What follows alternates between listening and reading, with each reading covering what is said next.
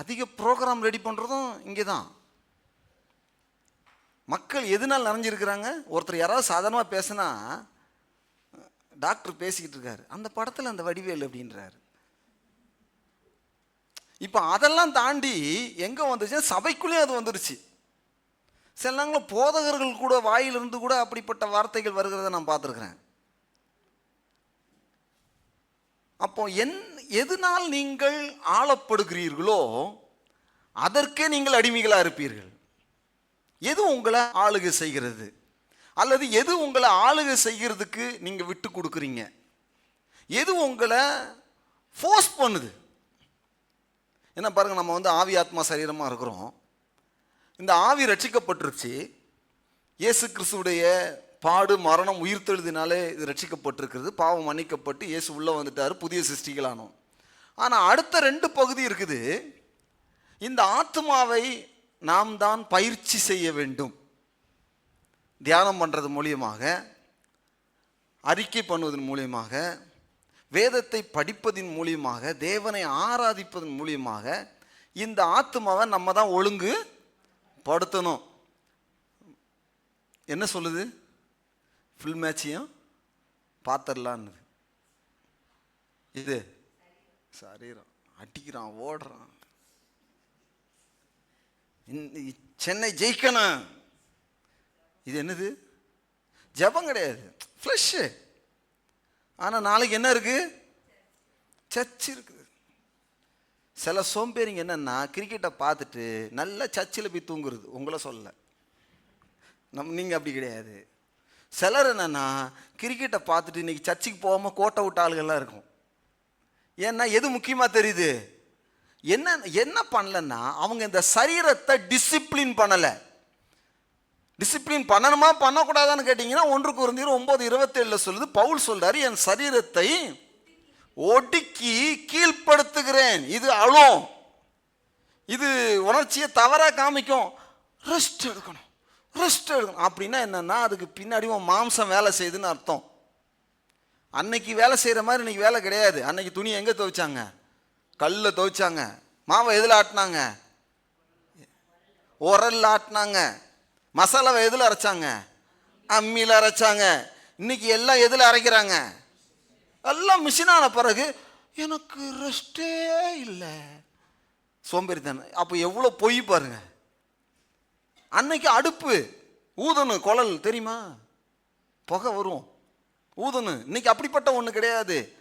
டக்குன்னு தட்டினா டப்புன்னு ஏறி. அது வேற. இன்னைக்கு இந்த காலத்தில் வேலைக்காரி வேற, சமையல் பண்ணுறதுக்கு, சாம்பார் வைக்கிறதுக்கு, இட்லி வைக்கிறதுக்கு எல்லாம் செஞ்சு நான் ரொம்ப டயர்டாக இருக்கிறேன். டயர்டு என்பது வேலை செய்ததுனால அல்ல, இந்த மாம்சம் சிலதை விரும்புது. இது ஹார்ட் ஒர்க்கை விரும்பல. ஒரு வீட்டில் வேலை செய்யறதுக்கு அப்படி இருக்குது, இப்படி முறுக்குது அப்படின்னா அது என்ன இல்லை? சரீரத்தை மனதை எப்படி நம்ம டிசிப்ளின் பண்ணுறோமோ அதை போல சரீரத்தையும் நம்ம டிசிப்ளின் பண்ணணும். அது சின்ன குழந்தை மாதிரி அடம் பிடிக்கும், அது எனக்கு வேணும், அது ரெட்டாக இருக்குது அப்படின்னும். இந்த ரோட்டில் முன்னாடி இப்போ கவர்மெண்ட் தடை பண்ணியிருக்கிறாங்க, அந்த ரோஸ் கலரில் இருக்கும் ஒன்று, பஞ்சு மிட்டாய். அது பயங்கர கலராக இருக்கும், மஞ்சள், ரோஸு, வெள்ளை. சின்ன பிள்ளைங்க பார்த்தோன்னே மம்மி அது வேணும்னு. சில அப்பா அம்மா சனியா தொல்லை பண்ணுதுன்னு வாங்கி கொடுத்துருவாங்க. சில அப்பா அம்மா வேணாம்ப்பா அப்படின்வாங்க. அதுக்கு மீறி கேட்டுன்னா 2 போட்டு, ஏய் சும்மா வாயை மூட்டு வா. இப்போ நீங்கள் என்ன கேட்டகரியில் வந்துடுறோம்னா, 2 போட்டு, ஏய் நோ ஆஃபர், நோ. இந்த ஆஃபர்னு உள்ள கேஸை பார்த்தா ஐயோ பரிதாபமாக இருக்கு எனக்கு. ஆஃபர் நோ, எல்லாம் சொல்லுங்க.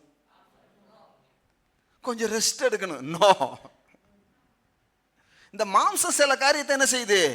அது கிடைக்கலன்னா ஒன்று புருஷனை முறைக்குது, பொண்டாட்டியை முறைக்குது, பிள்ளைங்களை முறைக்குது, வீட்டில் டங்குன்னு வைக்குது.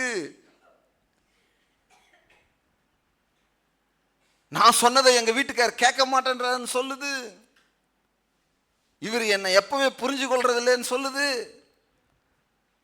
ஏதோ ஒன்று நடக்க போய் ஏதோ ஒன்றில் தன்னுடைய விளைவை என்ன செய்யுது? காட்டுகிறது. அப்போ வேதம் சரியா ஒழுங்குபடுத்த சொல்லி கொடுக்குது. உங்க ஆத்துமாவை மனதிலே நாம் சத்துருக்களாக இருந்தோம், கொலோசியர் 1:21, அதை ஒழுங்குபடுத்துறாரு வேத வசனங்களை கேட்டு. இதை ஒழுங்கா வச்சுட்டீங்கன்னா, இந்த பாடியும் ஒழுங்குபடுத்திட்டீங்கன்னா உங்க எதிர்காலம் ரொம்ப நல்லா இருக்கும். அதுக்கு ஒழுங்குபடுத்துட்டு நீங்க போய் உட்கார்ந்து என்ன பண்ணலாம் அப்படின்னு அப்படி கிடையாது. நீங்க உங்க ஆவியில் நீங்க பலமா இருந்தீங்கன்னா, இந்த ஆவி தான் மாஸ்டர். எல்லாம் சொல்லுங்க பார்ப்போம். இந்த சரீரமும் இந்த ஆத்மாவும் வேலைக்காரங்க. உங்களுக்கு ஒரு மாஸ்டர் இருக்காரு, ஒரு வேலைக்காரங்க இருக்கிறாங்க. யார் வேலைக்காரங்க? உங்க ஆத்மா எதை சிந்திக்கணும், எதை சிந்திக்க கூடாது என்பதையும் வேதம் சொல்லுது. ஆனா நம்ம என்ன பண்றோம்னா, இந்த ஆத்மாவுக்கு தீனி போடுறோம். அவன் அங்க போனான், இவன் எங்க போனான், அதை எதை பண்ணான், அப்படி கேட்டே இருக்கிறோம். அப்போ ஆத்மா என்ன பண்ணும்? இப்போ ஜார்ஜிபிடிலேயே டேட்டா எக்கச்சக்கமான டேட்டா இருக்கு ஏஐல. அதெல்லாம் சேர்த்து ஒரு கலக்கி உங்களுக்கு ரொமாட்டிக்காக வேணுமா, அல்லது உங்களுக்கு ஒரு வீரமாக வேணுமா? நான் ஏஐ டூலில் கெட்டகுமாரன் கதையை போட்டேன். சரி, அது எதுனாதான் சொல்லுது அப்படின்னு பார்த்தா 10 விதமாக கொடுக்குதுங்க. என்ன மெத்தட்லாம் உங்களுக்கு வேணும், உனக்கு என்ன தேவையோ அதை நான் தர்றேன் அப்படின்னு கொடுக்குது. அதே மாதிரி தான் அந்த மூளை இருக்குல்ல, ஏஐயை விட பெருசு இந்த மூளை. நிறைய அள்ளி போட்டிருக்கீங்க பார்த்தீங்களா, அது தேவை. நீங்கள் சும்மா உட்காந்துருக்கும் போதே கொடுத்துக்கிட்டு இருக்கோம். தப்பானதையும் கொடுக்கும், ஏஐ நல்லது மட்டும் கொடுக்குன்னு நினைச்சிடாதீங்க, கெட்டதையும் கொடுத்துக்கிட்டே இருக்குது மூளை. நான் என்ன சொன்னேன் அதுன்னு சொல்லலை, டேட்டா நிறைய வந்துருச்சு இல்லை மனசில், இத்தனை வருஷம் வாழ்கிறோம்ல, இந்த டேட்டாவின்படி நீங்கள் வாழ ஆரம்பிச்சிங்கன்னா அதுதான் ஆத்துமா, அறிவு. அப்போ என்ன செய்யும்? தவறான டேட்டா உள்ளே இருந்துச்சுன்னா, தவறானதை உனக்கு 2 பிள்ளைங்க இருக்கலாம், நீயும் ஒரு 3வது குழந்தையா நடக்க முடியும். அம்மாவை நடக்க மாட்டோம், யாரை நடப்போம்? குழந்தையா நடப்ப. உனக்கு 2 பிள்ளைங்க இருக்கலாம், நீ தகப்பனா இருக்கலாம், நீயும் போய் உனக்கு தவறான டேட்டா மண்டையில் இருந்துச்சுன்னா அந்த குழந்தை மாதிரி நீயும் இருப்ப. அப்படி இல்லை.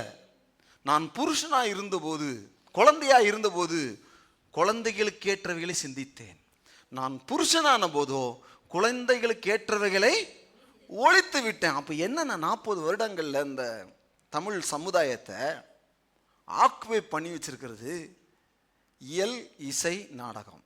எல்லாம் சொல்லுங்க, இதுதான். அதை எல்லாத்தையும் மொத்தமாக கொண்டு வந்து படத்துக்குள்ளேயே இயல் இசை அதை மண்டபக்குள்ள வச்ச உடனே மக்கள் எதை பற்றியுமே சிந்திக்கிறது கிடையாது. குடும்பத்தை எப்படி நடத்தணும் சிந்தனை பண்ணுறது கிடையாது. அந்த மாமியாரை கொலை பண்ணுவாளா பண்ண மாட்டாளா, கரெக்டாக அதோடு நிறுத்திடுவான், கத்தி எடுத்துகிட்டு போகிற மாதிரி தொடருன்னு போட்டுருவான். இந்த ஒரு வாரம் இதை சிந்திக்கும் உட்காந்து.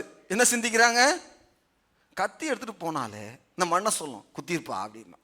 இல்லை குத்துறதுக்கு முன்னாடி மாமனார் தடுத்துருப்பாருன்னு அடுத்த மைண்டு சொல்லும். இல்லை யாராவது பார்த்தோன்னா ஒழிச்சு வச்சிருக்கோம் கத்தியை. இந்த ஒரு வாரம் எதை சிந்திக்கிறீங்க? ஐயோ புரியுதா நான் சொல்றது? இப்படி நீங்க சிந்திக்க ஆரம்பிச்சிட்டீங்கன்னா திடீர்னு கத்தி எடுத்து புருஷனை கூட குத்துவீங்க. ஏன்னா பல ஐடியா வந்துருது பார்த்தீங்களா, டேட்டா வந்துருது. அந்த பிக்சர், அந்த அந்த ஒரு டிராமா இப்படிப்பட்ட தாக்கத்தை இந்த மனதில் ஏற்படுத்துது. தப்பை எப்படி புத்திசாலித்தனமாக செய்யலாம், இன்னசென்ட்டாக செய்கிறது ஒன்று இருக்குது, தெரியாமல் ஆக்சிடெண்ட்டில் செய்கிறது. சிலர் பிளான் போட்டு ரூம் போட்டு யோசனை பண்ணி செய்வாங்க மாட்டிக்கொள்ளாமல் இருக்கிறதுக்கு, ஆனால் மாட்டிக்குவாங்க. அப்போ என்ன காரணம்? உள்ளே இருக்கிற டேட்டா. ஜெயபிரகாஷ்னு ஒருத்தர் தான், அவன் 100வது நாள் படத்தை பார்த்தான். அன்னைக்கு நைட்டு அண்ணி அண்ணன் பிள்ளைங்க எல்லாம் 9 பேரை கொலை பண்ணான். அவனுடைய ஜட்ஜ்மெண்ட்டில் இப்படி அவனுக்கு அவன் கடைசியில் இயேசு ஏற்றுக்கொண்டு இறந்தான்னு வச்சிங்களேன், தூக்கில் தான் போட்டாங்க.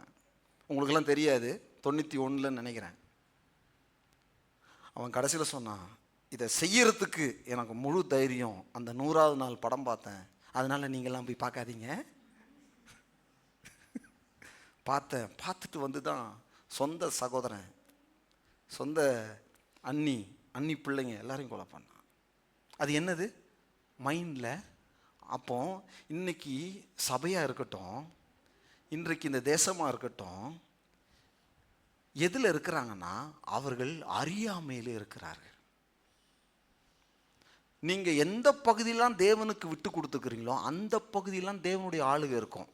எந்த பகுதியில் சினிமா, இச்சை, பொறாமை, வேற என்னென்னலாம் நீங்கள் வச்சிருக்கிறீங்களோ அந்த பகுதியில் இருள்கள் தான் ஆளுகை செய்யும். ஆவியில் வந்து உள்ளே வராது, பிசாசு தொடவும் முடியாது. ஆனால் உங்கள் மாம்சம், உங்கள் மனது எந்தெந்த பகுதியில் விட்டு கொடுக்குறீங்களோ அதில் பிசாசுடைய ஆளுகை இருக்கும். ஒரே நேரத்தில் நீங்கள் பரிசுத்தாவியான நடத்தப்பட முடியும், ஒரே நேரத்தில் பிசாசாலையும் நடத்தப்பட முடியும். அதுக்கு தான் நான் சொல்கிறேன், 100க்கு 100 நான் தேவனுக்கு சொந்தமானவன், தேவனுடைய மகிமைக்காக நான் ஏற்படுத்தப்பட்டவன் அப்படின்றது உங்களுக்கு தெரியும்.